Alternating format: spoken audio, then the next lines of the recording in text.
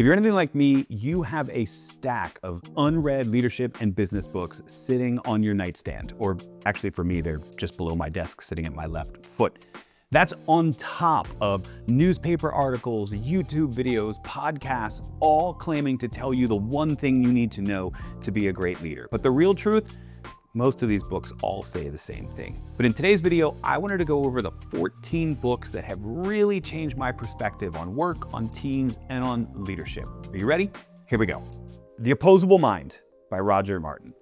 Roger is an intellectual hero of mine, and this is probably my favorite of his, probably more than a dozen books.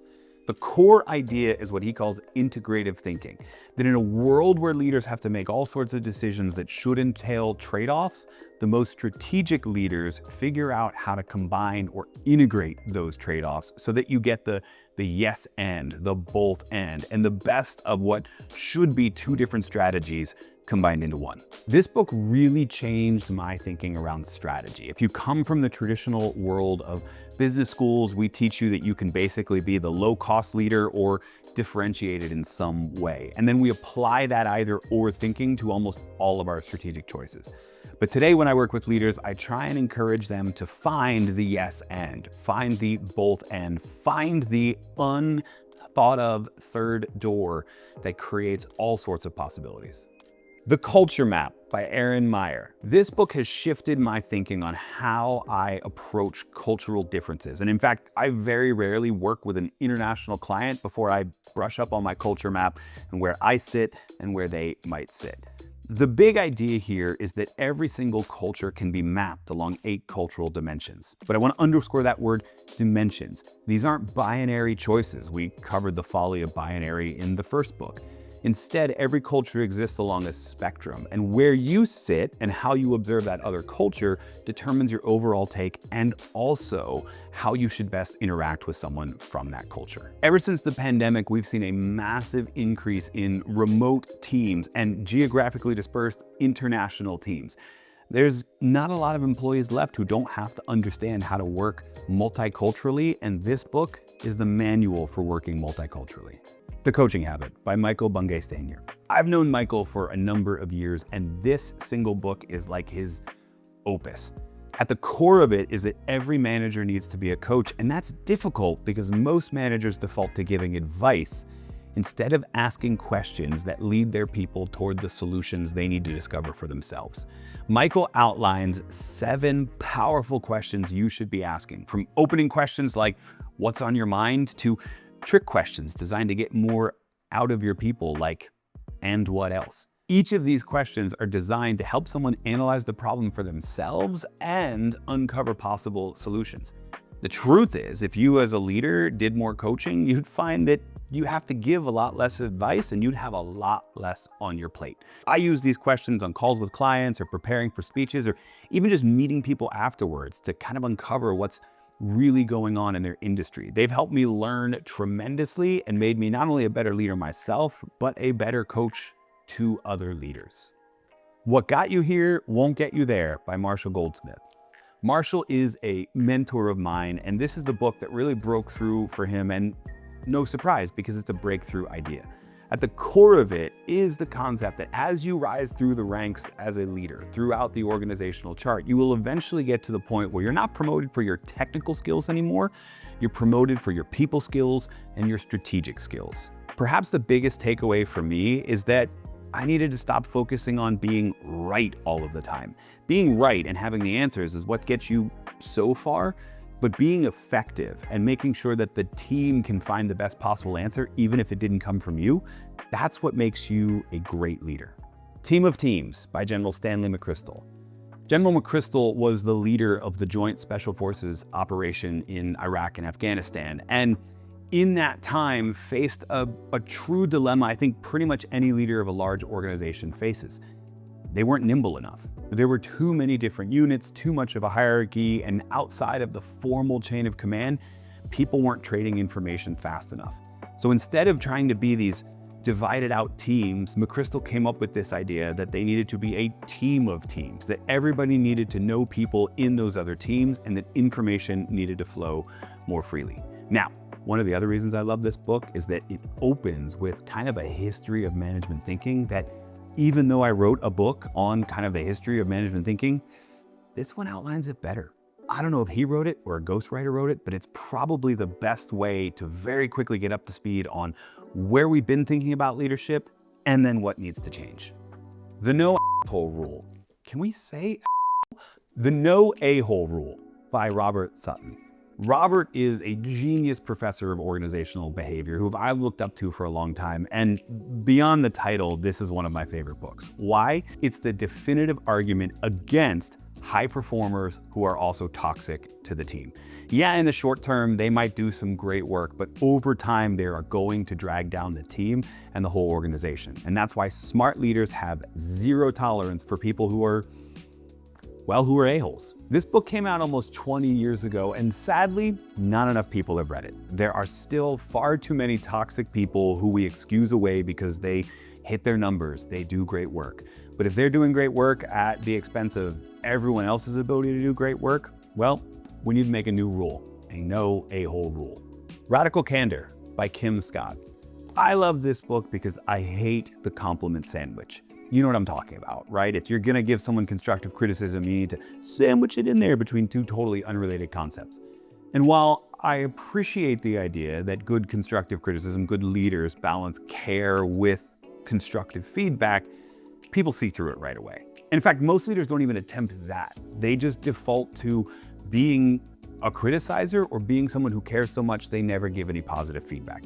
Kim Scott has written a manual on how to balance care with challenge and how to give people feedback and how to receive feedback yourself in a way that turns everybody into a high performer. This book taught me how to give people feedback, and truthfully, the concepts in this book are the number one thing I lean on when I'm working with leaders on how they need to give better feedback to their people and even to their own leaders in a way that makes everyone better, which is the point of feedback to begin with.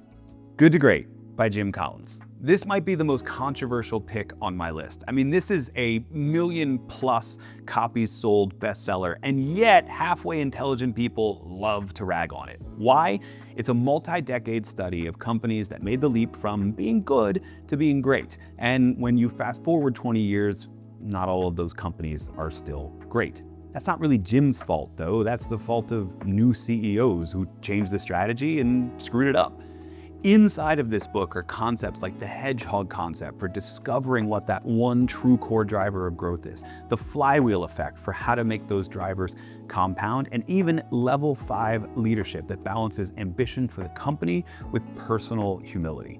This book was foundational to my beginning to study the world of business and leadership, and even today, I look to Jim Collins as one of the pinnacles of people who can teach in frameworks and models that get remembered for a long time. No wonder it's still in hardcover and selling truckloads of copies every single year, no matter what the haters say.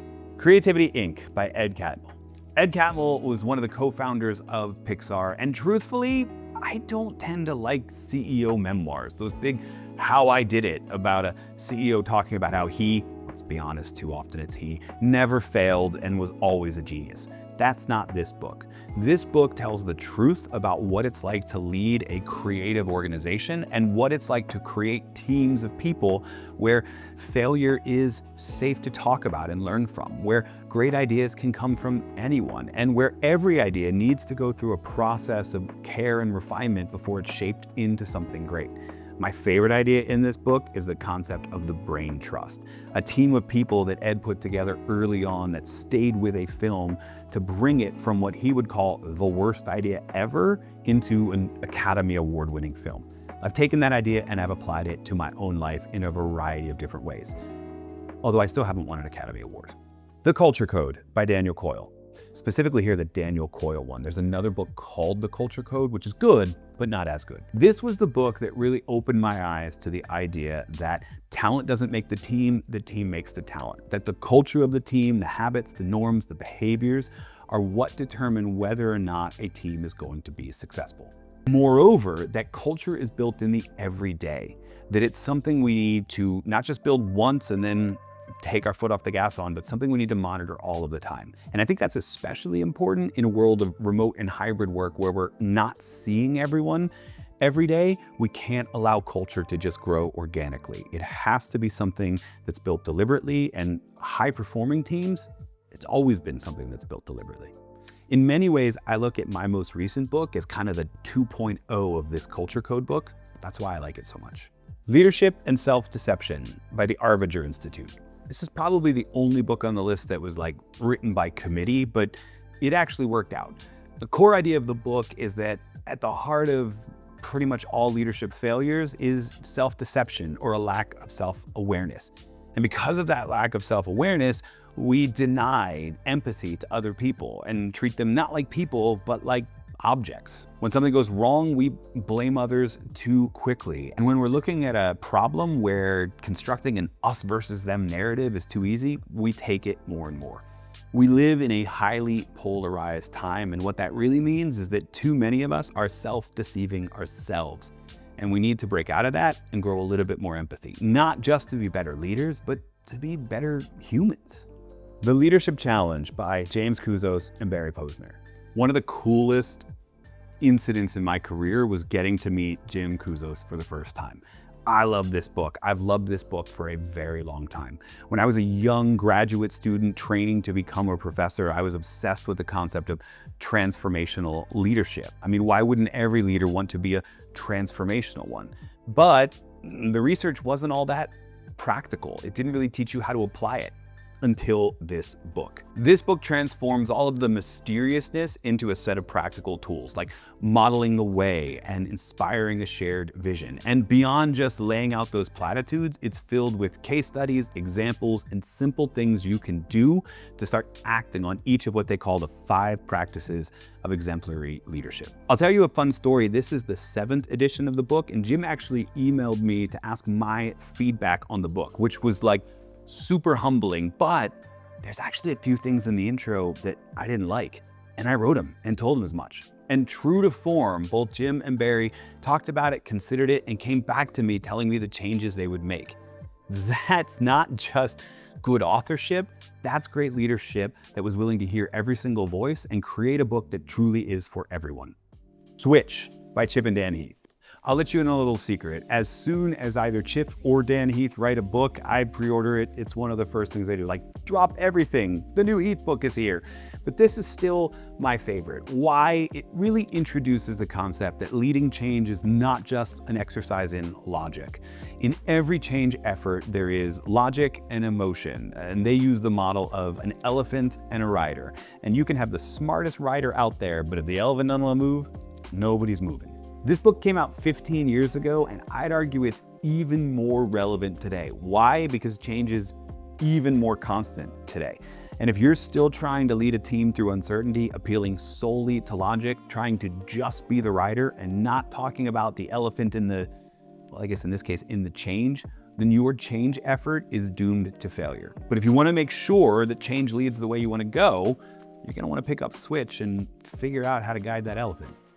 Best Team Ever by yours truly. Now, why is this book on the list? I mean, obviously, I think it's going to be life-changing for you as a leader, but the truth is, writing it for me was life-changing. This is the first book where I didn't just start with some inkling of an idea. I started with a question that had been challenged to me by leaders over and over and over again. What explains high-performing teams? And I told you earlier, I started with the model of the culture code. If culture is really what drives performance, is there anything in there that maybe Daniel Coyle left out? What does the research say? And we took 40 years of research on high-performing team habits and condensed it into 3 fundamental elements: common understanding, psychological safety, and pro-social purpose. Now, obviously, if you want to know how those elements drive high performance, you should check out the book or like any of the hundreds of videos on this channel. The truth is, if you read these 13 books, you're going to pick up a lot of ideas inside of this book. Why? Because these books shaped my thinking more than any others, and that thinking got distilled into this book. But if you don't want to read the book, that's okay. You can check out this video here where in 40 minutes on stage, I unpack all of the core ideas inside of this one.